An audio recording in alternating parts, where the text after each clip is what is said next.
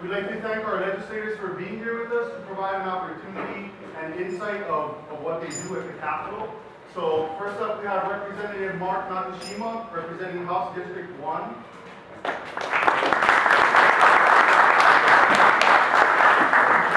We have Senator Gil Kahele, representing Senate District 1.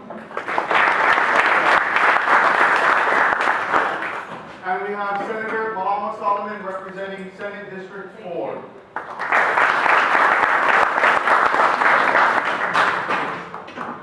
So without any further ado or any kind of pullbacks, I'm going to let the legislators take it from here.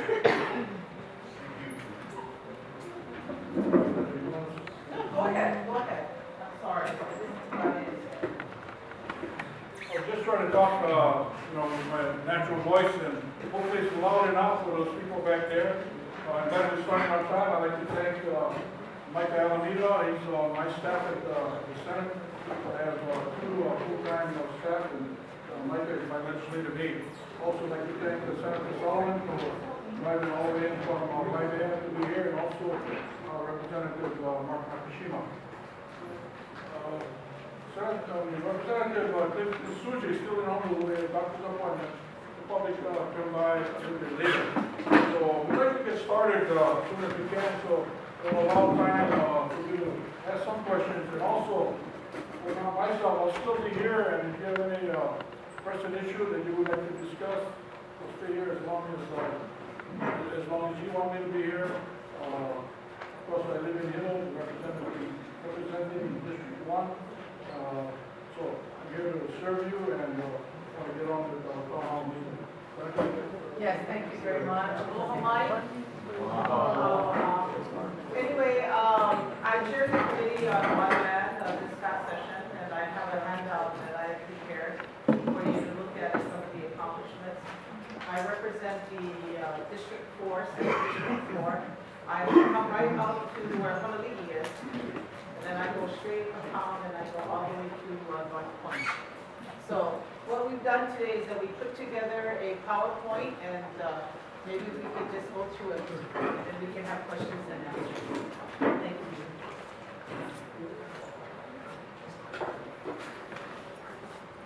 So the whole point of our teamwork was we worked as a team, and it says, well, you need 13 votes in the Hawaii State Senate to get anything passed, and you need 26 votes in the House. So this is always a challenge for your Big Island delegation.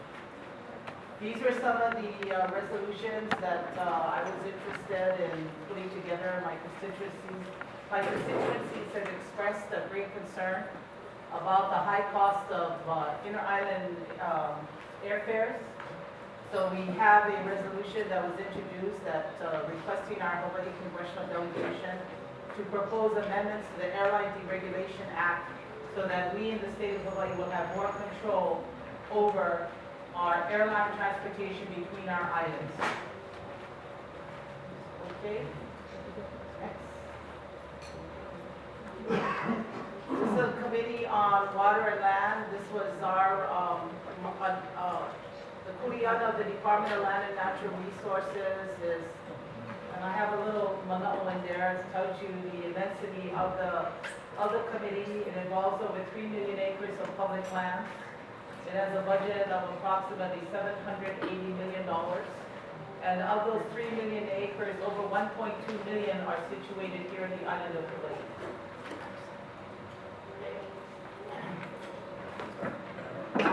These are just some of the kuleana of the Department of Land and Natural Resources, and these were some of the dollars that were brought home this session to improve our Hilo Dofa base yard improvements, also our Kamoela base yard improvements. This was some of the dollars that was appropriated for our watershed management programs.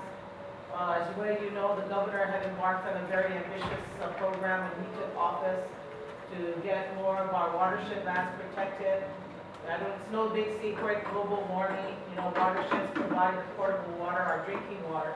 And we're very much, the legislature has supported the governor's initiatives. Our state parks, this was one of our big priorities for us this session is our state parks. And this was plus dollars that the legislature had appropriated $1.75 million to get our parks up and running. In particular, $2.5 million was appropriated to establish a new regional park for the Waimea community. On west of Hawaii, we don't really have the kinds of recreational facilities that you folks have here in east of Hawaii. And, we felt at this time that west of Hawaii is deserving of upgrading all of their recreational opportunities. This is a letter that was signed by William Hilo, because we had worked very hard on turning over Apuna Beach Park to the County of Hawaii as well as the Mauna Kea State Park. And anyway, the negotiations are going to still continue on, although we were not able to get the bill passed, but the Board of DLNR is very much interested in continuing the negotiations with our member.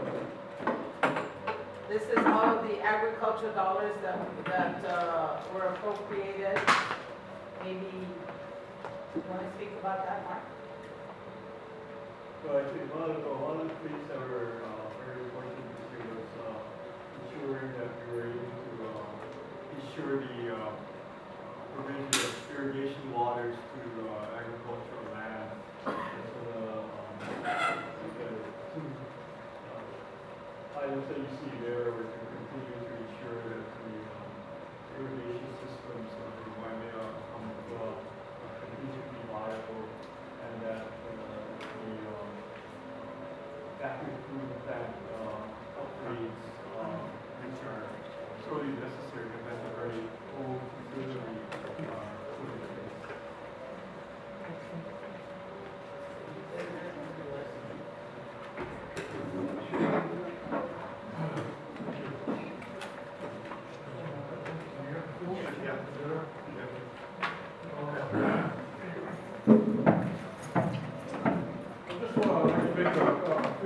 Here, because I look around in the crowd, I see a lot of friends, and of course, see the student back there from the College of Pharmacy.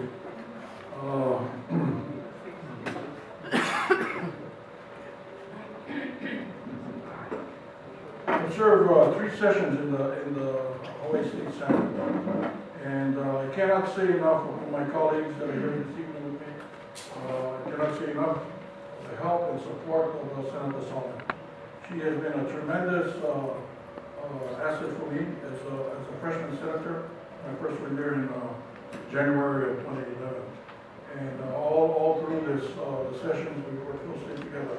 And also Mark Nakashima here, he's part of the new leadership in the House of Representatives. So I look forward to next session and to accomplish some of the things that probably for me I didn't accomplish. And number one priority for me was in this past session was try to obtain funding for the College of Pharmacy. And I know that Dean Pizzuto has done a tremendous job. We've had 3 graduating classes. If you haven't received this book with Senator Inouye's picture on the cover, it is Senator Daniel T. Inouye College of Pharmacy. So as we prepare to go back next year, hopefully with the teamwork with my colleagues and colleagues also in the House, that we're successful next year. I don't mind talking about it and saying that it's one of my top priorities. Experienced legislators have told me that you don't normally go down there and tell them what you want, for whatever reason, politically. But I wanted to mahalo go to that. But before I go any further too, I'd like to give you my cell number. And I like to think that I'm accessible 24/7. And my cell number is 987-7958. 987-7958.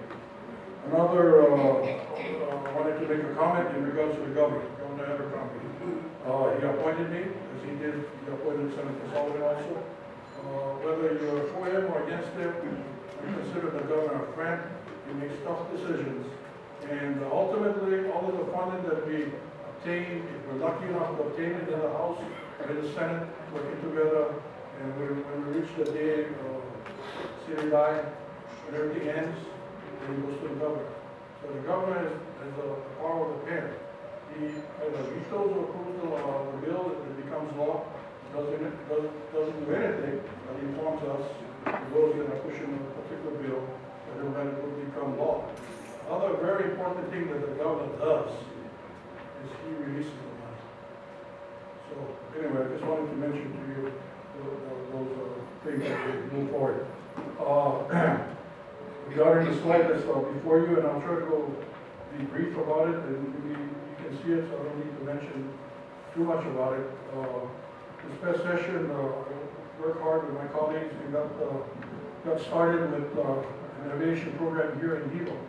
And for me, I like to be around young people. I feel that the future is bright when it comes to education, and my personal view is that there are a lot of smart kids in this world that are coming along. And I know as parents, we work hard to educate them, and I, as a senator, would like to do anything and everything I can to allow the young people to have all the opportunities in the world to compete globally. So the College of Aviation is something that we're pursuing, and I was fortunate enough to get $100,000 appropriated to this past session. Also, the Hawaiian program, the WISE program, my friend Stan Rorick, working with the Hawaiian Gil Kahele, wanted to do this particular SCR, Senate Resolution 132, and that resolution passed through. And I know that for many, many years, I know Roy Osorio, those of you know who he is. We've been trying to do a Division 2 or Division 1 program here at the University of Hawaii, Hilo. So we're fortunate enough to get that particular bill passed through. As Senator Solomon also mentioned, over in, I know they broke down at Malama in Kona recently, through the hard work of all of us working together. Unless it was a specific priority of a particular senator or legislator, it takes teamwork to make things happen. So that particular project has moved through and broke down recently. Also, this is something the Office of Molecular Management Improvements and Renovation, Representative Nakashima here made that happen. And also the Hawaii Education Research Center. Want to see a few things about that, Mark? Funding for the Office of Molecular Management here, right now, there is a large demand by a lot of school groups who want to go up to Mauna Kea. And right now, there is hesitancy to allow them up to the summit, but the thought is that if we provide the facilities at the Haipohaku level, that they would be able to accommodate a lot of them there. So some of the money there was for necessary improvements to the parking area and so forth for that. Also, at the summit, there's a paved road at the summit of Mauna Kea, and that's in dire need of some repair. Now, if we lose the entire road, then have to refix the entire thing. So repair maintenance money is there. Before we continue, I think I just saw Representative Faye Hanohano just speaking. Oh, hi, Faye. Would you like to come up here, Faye, and participate in the town Why don't meeting? you come up and join us, Faye? Representative Hanohano is chairman of the Hawaiian Affairs Committee.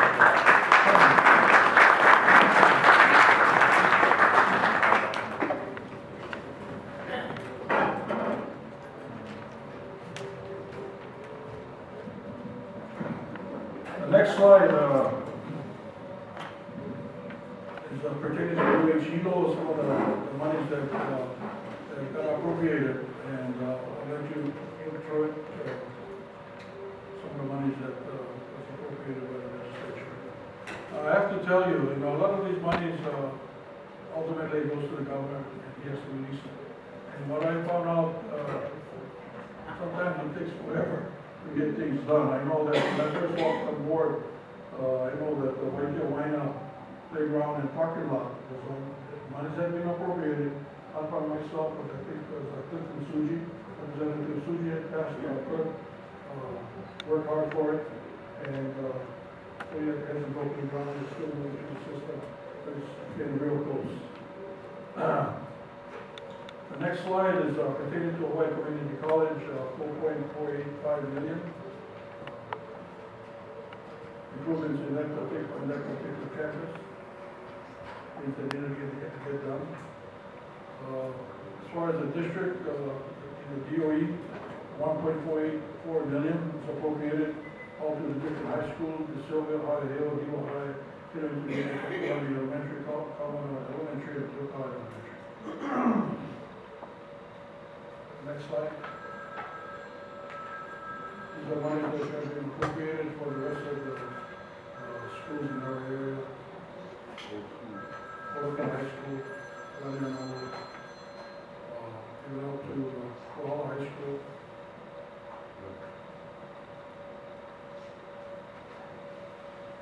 I'll turn it over to Mark now for him to talk about some of the things that he has done in the legislature.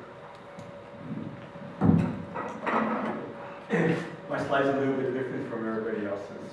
I didn't get the memo. I just got a blank slide and thought, okay, I need to fill it, so I filled it.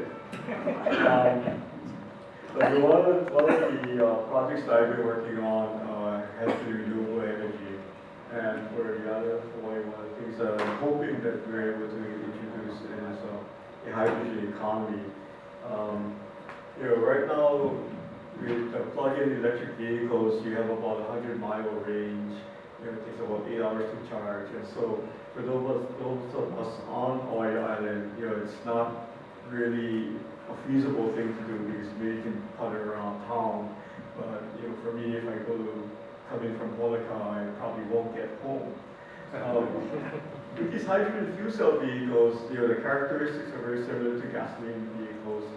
They have all the same range. The cost per mile is about the same. And right now at Hickam Air Force Base, there is a demonstration project ongoing where they use photovoltaic cells to generate electricity.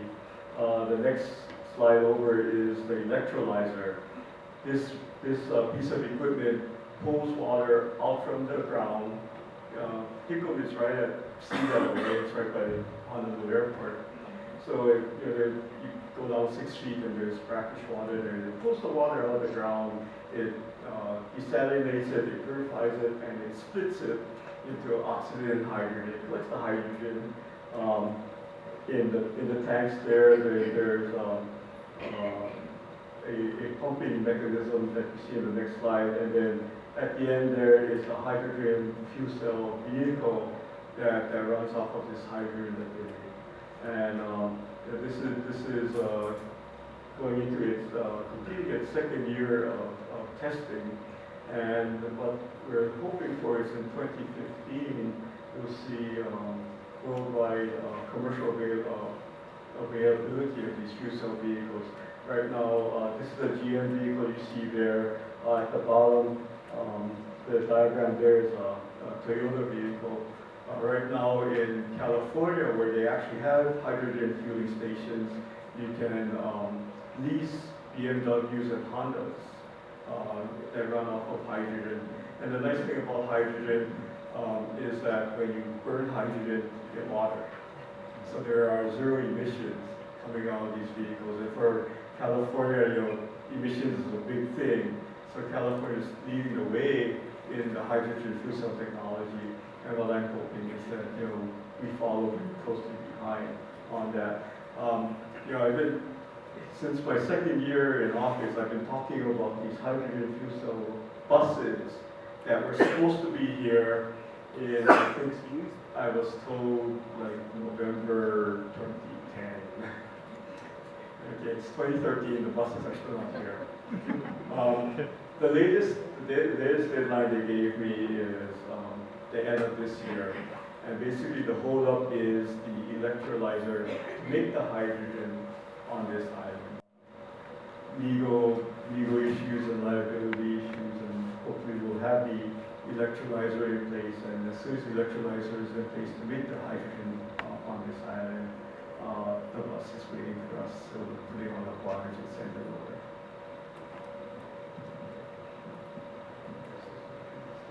Okay. And then, I guess the next several slides are different CIP appropriations in the first district, public libraries, Hilo and Lokahi improvements, those are the housing developments. Roads, we do have a lot of roads here. I think of particular interest is the widening of Huanaco Street between Kanoileho and Mohana Street. And so this is a project that has been, it started, it stopped, it's about to start again. Right now, the Saddle Road improvements, for those of you who have to cross over the island, you can see vestiges of the pathway for the new alignment of the Saddle Road from just past Oahu'lua down to the Malka Road on the Kona side. And I'm told that that section of the road on the Kona side will be done by August of this year. And a formal dedication is planned on September 7th, which is Senator Inoi's birthday. So I think that's very appropriate. Airport renovations, you're finally seeing some of the repaving and re-trafficking of the Hilo Airport. The Kona Airport is looking at a major renovation. The first part of it, though, is right in the center of the Kona Airport is the Onizuka Space Museum, and that needs to be relocated because that will then be the main entry to the airport in the future. Harbor improvements, the boat ramps, all of the different things. I think we'll be waiting forever on the west side for the Kauai High small boat improvements, so that's been kind of key. And then the mom is shaking her head because we've been waiting for that a long time. So there's a Kauai High harbor improvement. The dedication is tomorrow. Oh, is it tomorrow? Yeah, Friday. Okay, there you go. Hilo Medical Center, lots of it's an aging facility, so a lot of different things need to be put in place.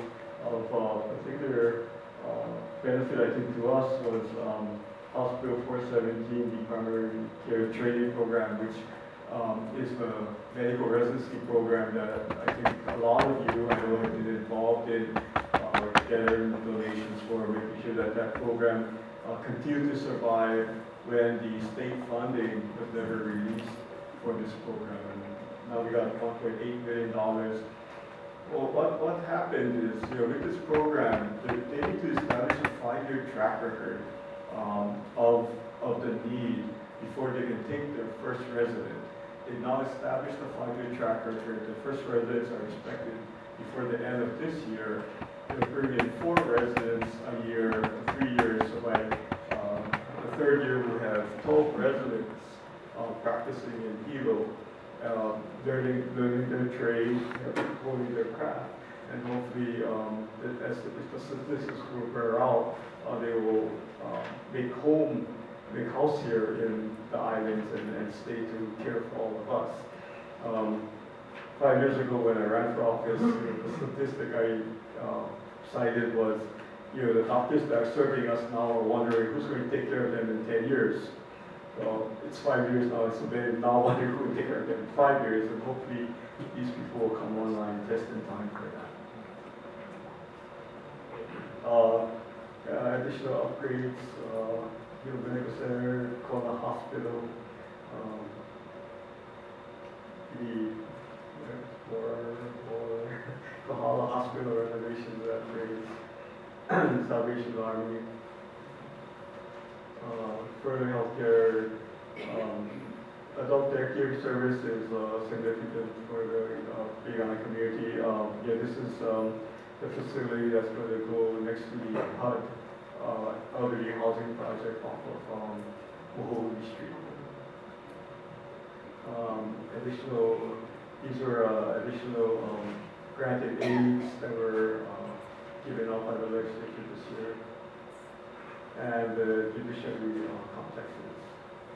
Oh, really?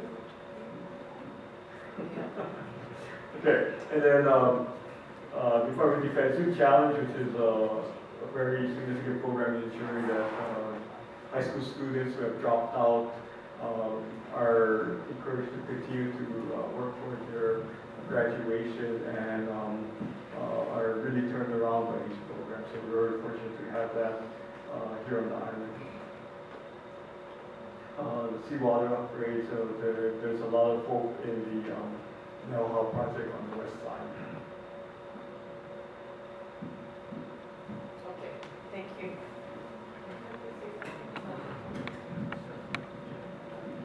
I wanted to say mahalo for all of you coming out and taking time for this evening. And I just came actually to just, be here to support my colleagues here. And not when I was going to be up here. But if you have any questions about, Hawaiian Affairs or Ocean Marine Resources, that's my chair, my kuya. Okay, well, anyway, these are just some of my urgent priorities for the 2014 session, and of course, I'm still very much concerned about our outrageous cost of electricity and inter-island airfares, and still very much dedicated to improving our university system and looking at the rising of our tuition costs. I think that's a concern that the legislature has to become more proactive. Okay, that's it, I guess. You can read the rest, and I'd be willing to talk about it in detail. I think for me, this session, I was very happy and pleased with the legislature and that we are stepping forward in addressing our unfunded liabilities. If we don't, it simply would affect our AA bond rating, and this is detrimental to our ability to be able to fund and continue all of our infrastructure. So, yeah, that's, I'm still very much focused on all of these projects, and to support Senator Kahele, I just want to tell you, the pharmacy school is not in any jeopardy. Okay, we just want to ease your anxiety about that. We're waiting for the accreditation to be POW, and the Board of Regents is going to receive that report, and then the Board of Regents will come up, with the recommendations for our consideration next session. This is what the Pilikia that we were involved with when it came to the pharmaceutical college, but it's not in anywhere in jeopardy. Okay, mahalo. Thank you, sir.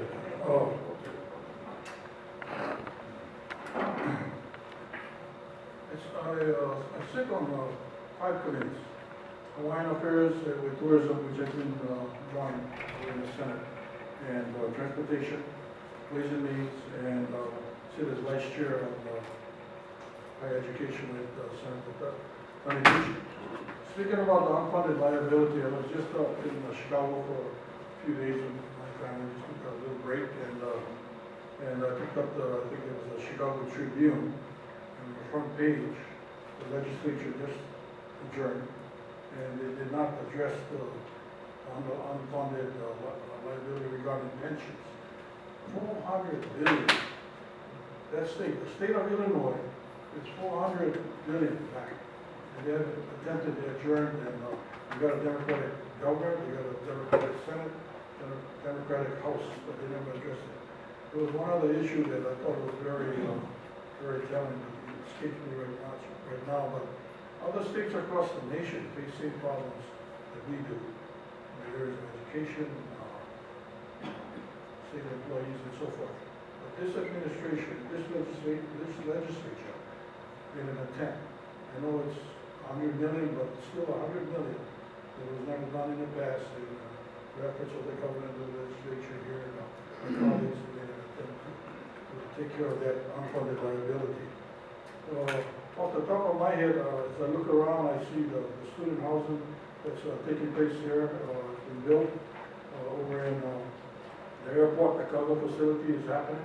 That's going on. I know TMT, they got some issues, but that needs to probably come online too once all those other areas have been addressed.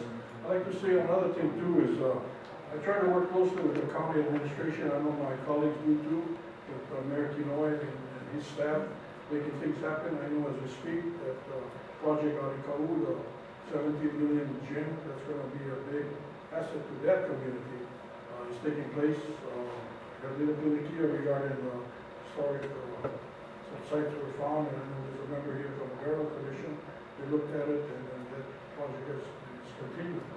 So, it takes a lot of teamwork from, all of the colleagues, both in the House and in the Senate, trying to work together. Sometimes we don't see eye to eye, but that's what happens. It goes to conference, and hopefully good things come out, and then good things continue to happen for the state of Hawaii. Having said that, I guess we're pretty much on time, so we want to throw it out, throw it open for you to ask questions, and Michael will go around and. Okay, so I think I thought to myself the best way to ask a question and effectively get an answer, or the answer you're seeking, I'm going to call on someone, and can you direct your question to the senator or the representative?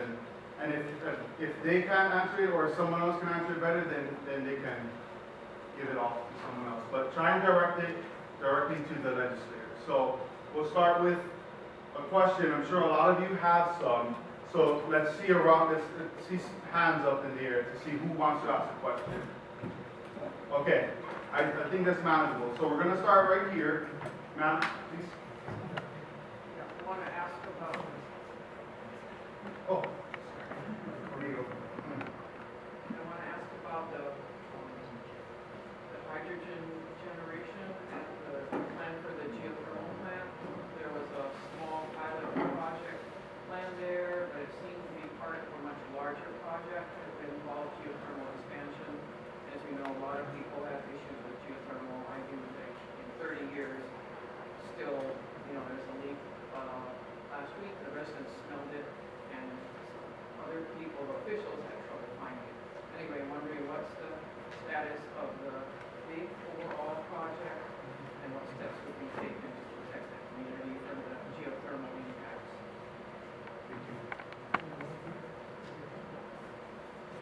Were you directing that towards Whoever representative? can answer. Oh, okay. Members? Okay. Well, I can't really answer it directly, to be quite honest. But I can say this much, is that we did pass a resolution to get us more organized as to where we're going with geothermal energy. I was very unfortunate, but I had a bill that would restore the county oversight of geothermal energy for the county of Hawaii that did not pass. And to me, that's going to be one of my priorities, when I return. I feel it's critical that the county really be the lead, because the county is the one that's on the ground and touches the base, with the communities. So I don't know exactly where they're going. I know that there was an RFP that was put out for the increase to 25 megawatts.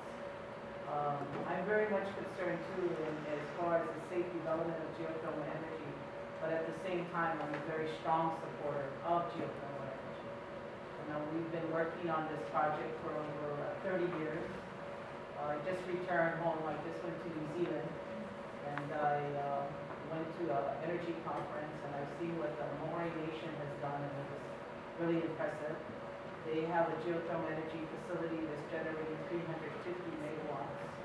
And yes, anytime you do any kind of development, there's the pluses and the negatives. But as far as what geothermal energy can do for the island of Hawaii and for the state of Hawaii, I think it's still worthwhile in pursuing it and trying to get us to a time and place where, it protects the integrity of the community so we can move forward. I don't think it's practical for us to think that we can continue and survive as a viable economy when we're paying some of the highest utility rates in the state of Hawaii. And geothermal is really the only other possibility that would be considered a firm power. Solar and wind, there might come, but it's still considered to be an intermittent power. So that's kind of the best I can answer your question. Just add to that, on the hydrogen electrolyzer with the geothermal, the demonstration project with the electrolyzer with the geothermal there is, the thought is that as outside needs ramp up, this electrolyzer would help balance the power by ramping down.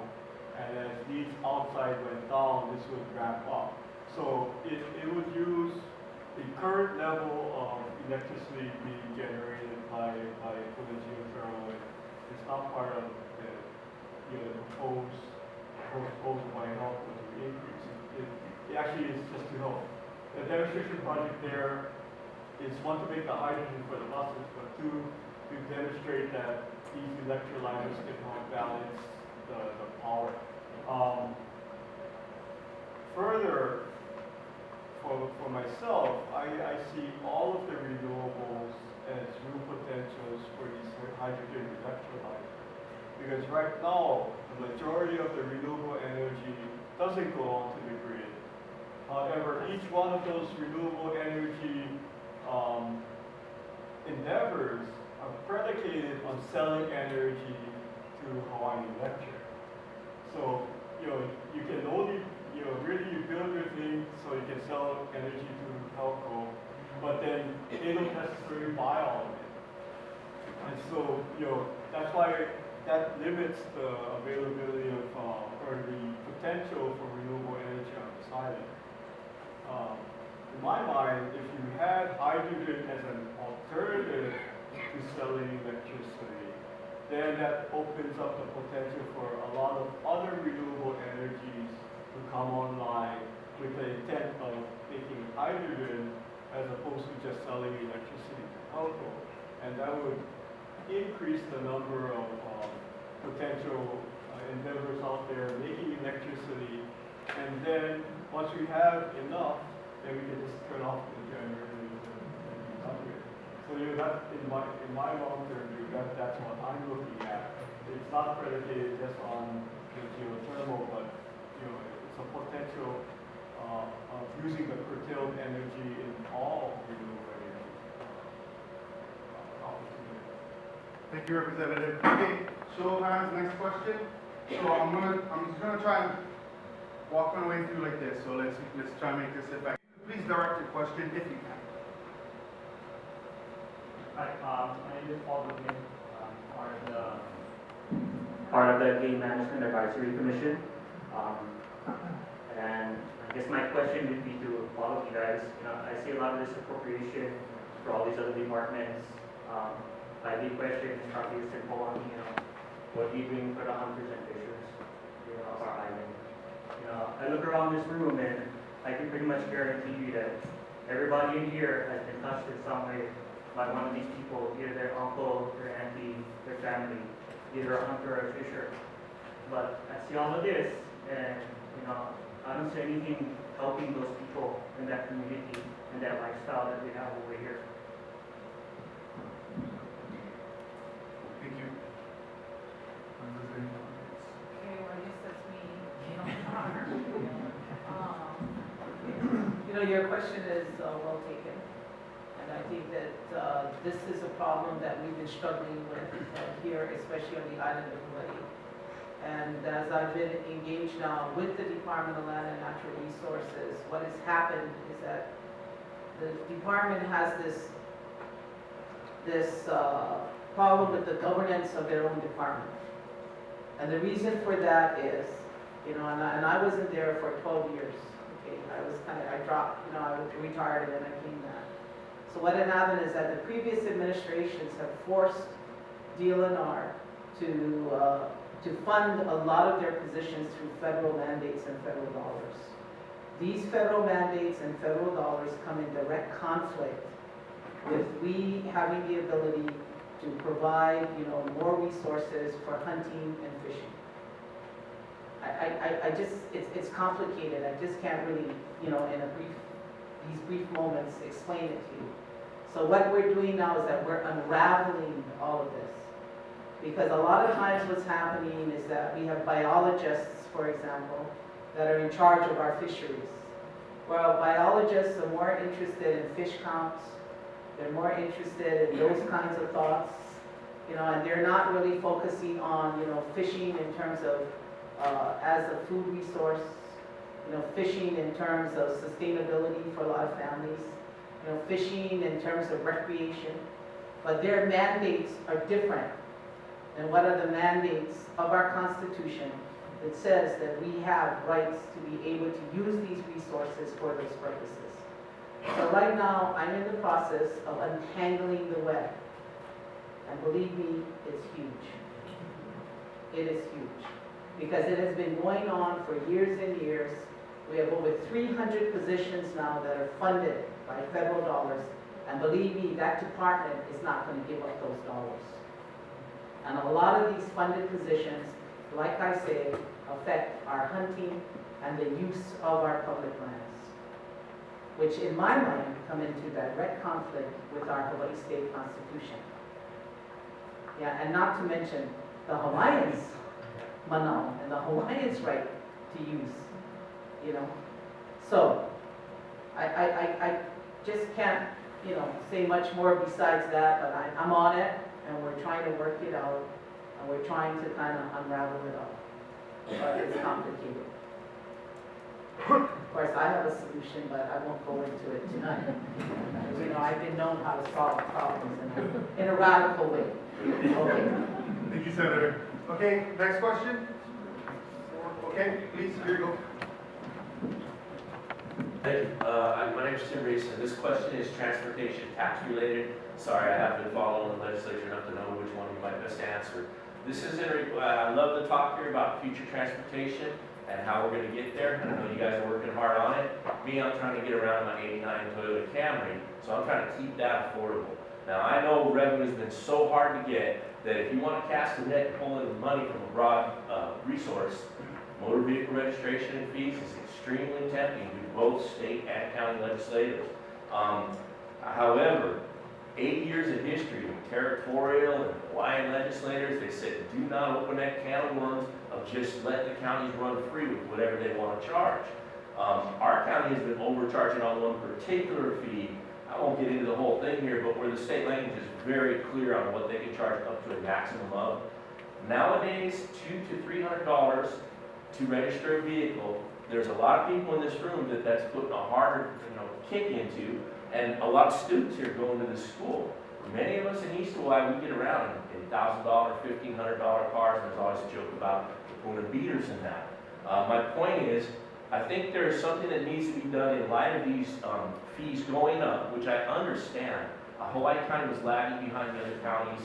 Let's say the counties some of them took a little bit of liberties, but the problem is that this latest increase, if a person simply fails to surrender the license plate, the state law now is operating where it so quickly depreciates the value of older cars that it renders them junks, it renders them useless, they get abandoned. We have a bigger abandoned vehicle problem, but this is part of it. So I recently paid $586 for a car I could show anybody in the parking lot that's probably worth about $750. Well, I want to let my grandson use it, so I paid the $586. Truth of the matter is, the state shouldn't be devaluing. There's quite a lot of vehicles here that are actually worth something to somebody and usable. Surely to university students they can be beneficial, also to 501c3s. I came from Southern Cal. I actually did have enough money and resources back then to donate some of these types of vehicles to the Kidney Foundation and other 501c3s. So I would ask if the state ledge could look at revisiting the penalties. By the way, there is no positive law saying you must surrender the plate. You pay a penalty if you're late on your taxes. But this goes back unlimited years. And I know there's a lot of people in this room that have neighbors that have pretty decent vehicles. You forget to surrender the plate. I just hope we can move beyond what I see as over penalizing. And hopefully I'd like to see some of those vehicles going to donations and other uses. Thank you very much.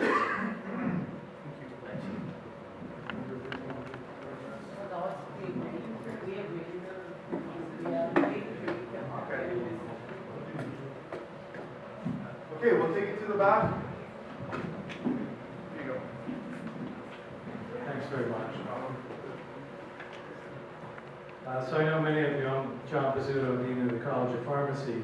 And so first of all, I would just like to say congratulations on these many achievements that you've been able to accomplish. I'm sure that everyone really appreciates your service and will benefit by these many contributions.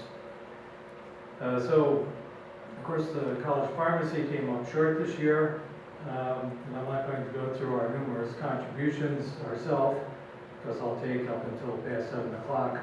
But certainly they've come a long way in 5 years, and you're well aware of that. And the accreditation will come out soon, and as predicted, it will come out that we have fully met 29 of the standards, and we will not need one at the physical facilities. So I just wanted to take this opportunity in the only public forum where I probably will have a chance to thank you sincerely for everything you did during the last session on our behalf. It meant a lot to us as we went through it step by step and day by day, and really encouraged us to know that we saw some sanity at the Capitol. But then again, in the end, we came up short, so of course we're counting on your support for the next session, and hope that you can lead us through it in a way where we will be more successful at that time. But mainly, I just wanted to thank you for everything you have done for us, irrespective of the fact that we're not breaking ground this year. We are truly grateful. So, thank you. Okay, sorry. I'd like to follow up with what Dean Pizzuto mentioned regarding the College of Pharmacy. A little bit about the politics at the legislature. For me, as I mentioned earlier, it was one of my top priority to try to make that happen.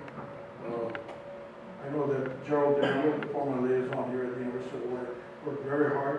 The governor put it in his budget. The senator put it in his budget. And unfortunately, we never got to that point. But that doesn't mean we're going to regroup and go back and make sure that hopefully we're successful in the next session. But I cannot tell you how much on the Senate side, how much I appreciate my colleague from Kohala with her experience and her expertise. Tried everything, on our side to try to do and talk to the people over in the House. And I know that Mark did the same, and so did Faye Hanohano to try to make this thing happen. But it wasn't in the cards this year, but we'll just regroup and go back and continue to, when the session ended, we started working on next year already. It came to the College of Pharmacy. And I know the governor knows how important it is to this campus, and especially to the students, those that are in the college right now, and those that will come in the future, how important it is. But we'll continue to work hard, and with your support, with all of you as I look around in this room, many of you wrote letters with broad community support to try to make this project happen this year. But we'll go back next year, and hopefully I'm optimistic that we'll be successful. I can say that before the next session happens, the Senate President will be here, also the CIP person that takes care of Senator Kidani will be a visit, Chairman Taniguchi, and over in the House, the Chairman of Higher Education, Isaac Choi, is going to visit. I'm sure Mark, I think there's going to be a visit also by the Finance Chairman and others in the leadership of the House side. So just wanted to mention that and how grateful I am for Malama over in the Senate, with trying to do everything she can with all the many years that she had spent in the legislature. Thank you, Senator. Okay, next question from this area? Or, okay. Sorry, I'll come to you next. A follow-up on the car thing. I've seen that happen to a lot of people. Is there some kind of legislation to fix that problem? I mean, it's just ridiculous. Yeah. You get an old car, you fix it, and you go down to the DMV and they tell you there's $2,000 worth of, back taxes on it, so you can't. It's stupid. It's been going on for years. It needs to stop. It's not my question. This is a follow-up on the previous question. Thank you, sir. Okay, well, I sit on the Consumer Affairs Committee, and this did come up in the committee, and a lot of it is consumer education. When you buy an old car, the person has I'm just going to continue. person has an obligation to be sure that, you know, all the, whatever is outstanding has to be paid. It is a problem. We had major disagreements on the committee as to how we could possibly solve it. But as you know, a lot of the lobbying is coming from there's a very strong lobby at the legislature representing new vehicles, you know, pressure for new vehicles. So all I can say is that we're gonna get on it and see what can be done. But it was brought to our attention, but there was really no follow-up. Yeah. I mean, it looks to me like bureaucratic use of the vehicle. And the car's been sitting rusty for 3 or 4 years. And they want taxes on a car that was not even used. The car needs to somehow be washed, cleaned, and put back on the road. Yes. And it's just some crazy bureaucrat running around chasing everybody after this money. And it hurts the people who can't really afford cars. And it needs to stop. It's been going on for years at the point. And I don't, it should be simple to resolve, but not hard. I mean, basically smack a bureaucrat and make them stop doing it.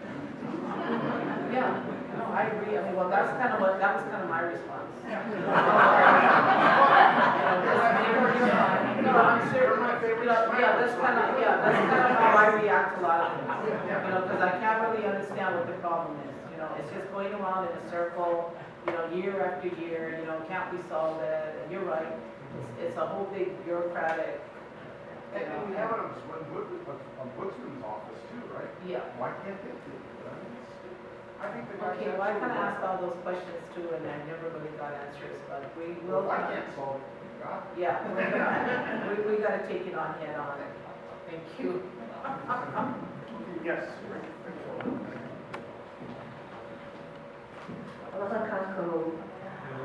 I just thought Senator Kahele was going to be here because I live in your district and I feel like I hit the jackpot. All of you are here. But I think my question would be best directed to Senator Solomon because you work with DLNR and it's a question that deals with DLNR. And we both know what the mission statement is of DLNR. And so what I'm expressing is my concern about how they're managing the land at Oaxaca, specifically Oaxaca training area, that does not fit their mission statement. And my concern is the live bombing that's going on there, and also the depleted uranium, and they just requested a license from the National Regulatory Commission, or Nuclear Regulatory Commission, to be able to have the depleted uranium, and more if they need to, that they've already had, and denied they didn't have. So my concern is if the mission of DLNR is to preserve the land for future generations, to Malama it to its fullest extent, I'm not asking you to take a position, but what I'm really concerned about is how do the public is concerned, how do we hold DLNR accountable for their lease with that organization, the military? I just need to know, be informed about the process of doing that appropriately, because my understanding is that they want to end the lease now and extend it to 2065. You know, that area is 5 times bigger than Kaha'olawe, and we know from Kaha'olawe, once the land is bombed, it is not going to be usable for generations. So that's my concern. I want to know how do I go about holding DLNR accountable before they choose to extend that lease. So thank you.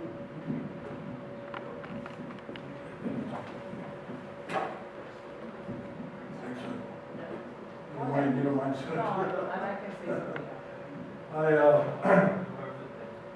worked at Buffalo for 25 years, and I can tell you that the military, the time that I was there, have been good stewards as far as setting up a conservation program, you know, replanting vegetation and so forth, native Hawaiian plants and so forth.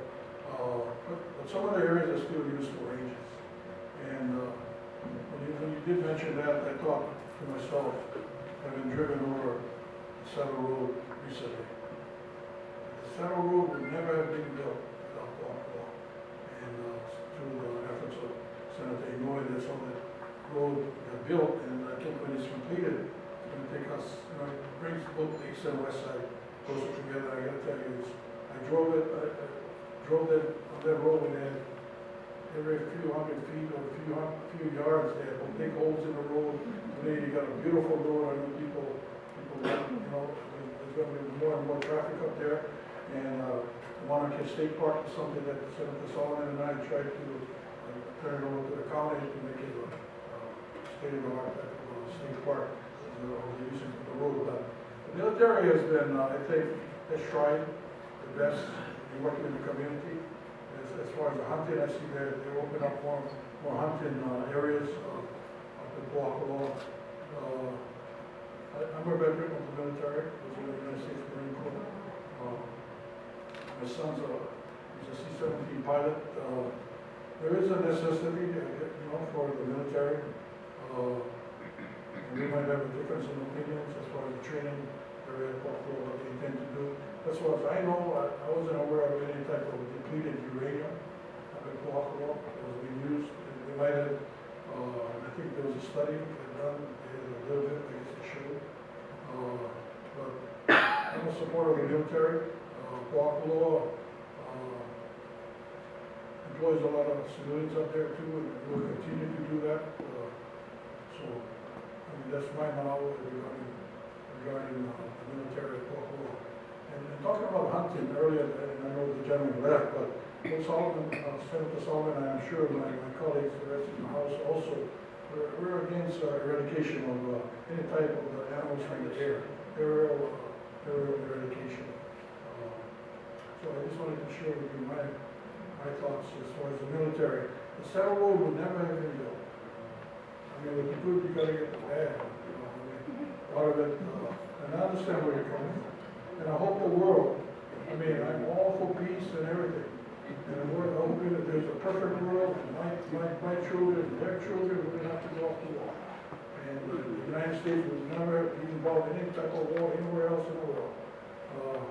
I most recently was on the island of Kahole, and I spent a overnight trip there.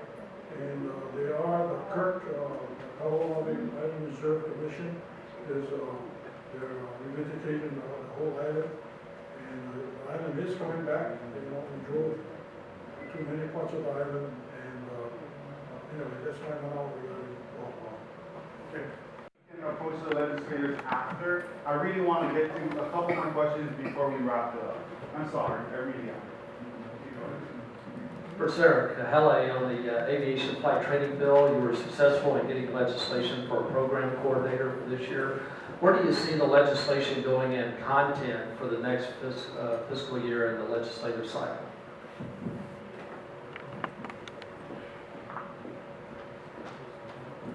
Regarding the College of Education, the ask was $350,000, and unfortunately, well, I got to look at the bill or the legislation from a positive standpoint.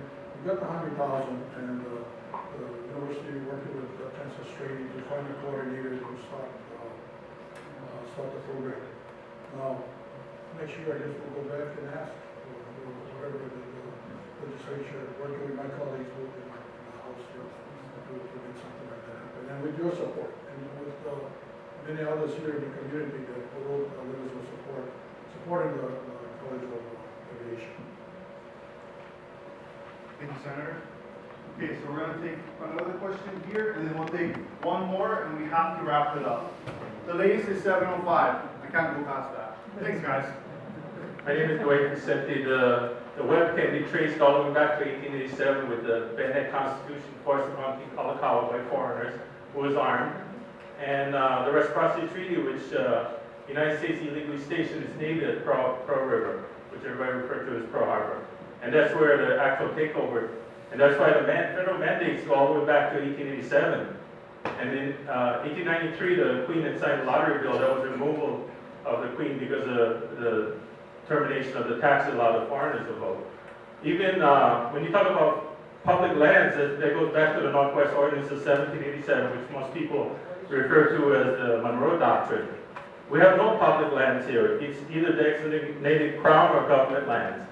So there's right there, you got a problem right there. The federal government is mandating through the Monroe Doctrine over this kingdom.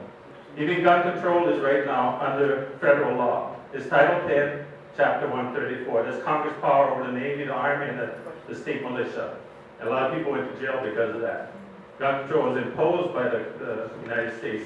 Arms to be licensed of Penal Code 1893. The Queen was the first prosecutor. To direct the question. Okay. That's, what is your solution to removing the Monroe Doctrine off of this kingdom so we get rid of all the federal mandates?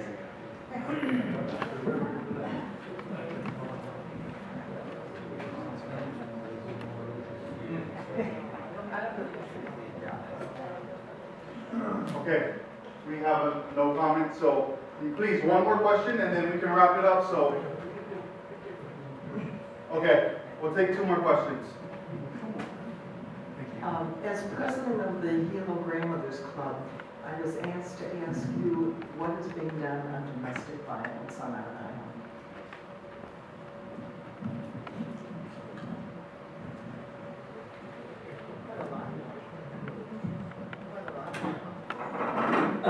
Um, Interesting you bring that up. I met with the prosecutor this afternoon to talk about, that very similar topic, and it had more to do with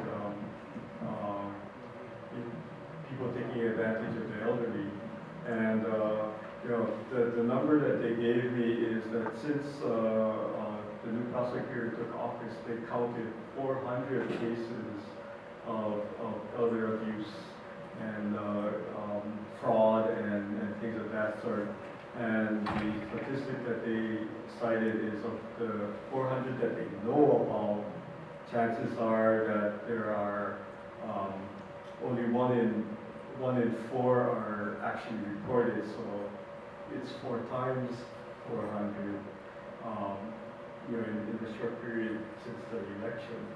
And so that was a shocking statistic to me. But I think part of it comes back to education and providing education in whatever ways we can. This past year we did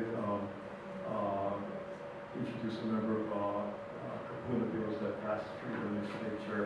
If you want the specifics, I have on the table there a newsletter that specifies the specific bills and what they do. But I think that education is really the key to being aware of what's happening and then working to ensure that we stop it. You gotta get the prosecutors to quit plea bargaining away the worst offenses to the worst criminal acts on the side. Time for them to get tougher. Thank you. Okay, your question here? Yes. Aloha. Actually, I'm here tonight to speak and ask the question of our Hawaii Constitution, Hawaii State Constitution, and the mandates to take care of the Hawaiian culture, its people, language, gathering rights, everything that I've heard Malama you talk about. I'm hearing that Gil, you're on that Hawaiian committee as well. So we, as Hawaiians here tonight, have a serious dilemma of trying to figure out what it is that we can possibly look at and look forward towards, because we have been patient amongst all that are here tonight.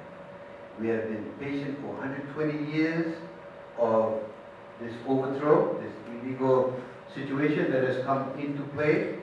And I know that when people start hearing about this kind of dilemma, they just automatically shut it off. But we haven't shut it off. We've come to these meetings to voice our concerns.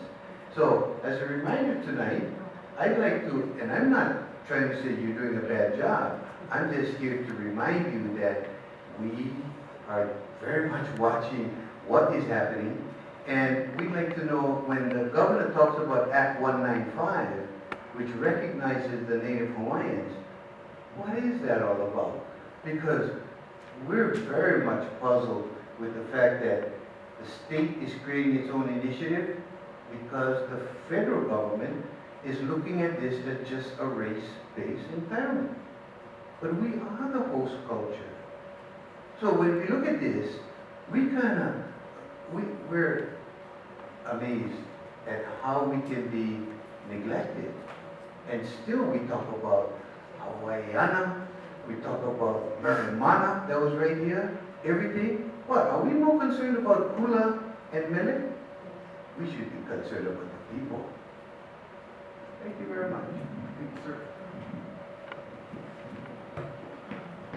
Okay, ladies and gentlemen, 7:06, I think we made great time. This leaves us enough time to make our way around. If the senator and representatives are available, maybe they can address anything.